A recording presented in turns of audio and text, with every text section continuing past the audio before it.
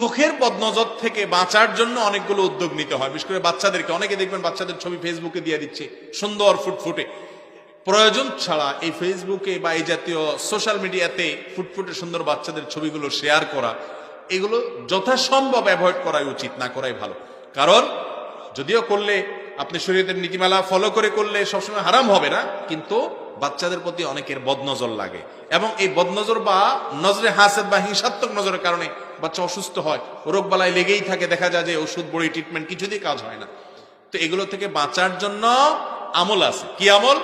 কারোর বদনজর লাগছে যদি আপনি জানেন, তাহলে ওই ব্যক্তির উজু করা পানি বা হাত মুখ ধোয়া পানি বা অন্তত শরীরের কোনো অংশ, অন্তত আঙ্গুল চুবানো পানি, এটা ওই বাচ্চার গোসলের পানির সাথে মিশায় তার গায়ে দিয়ে দিবেন। হাদিসে আসছে হাসাদের যে ক্ষতি হয়েছে বা বদনজরের যে ক্ষতি, ওই ক্ষতি থেকে আল্লাহ তাআলা তাকে হেফাজত করবেন।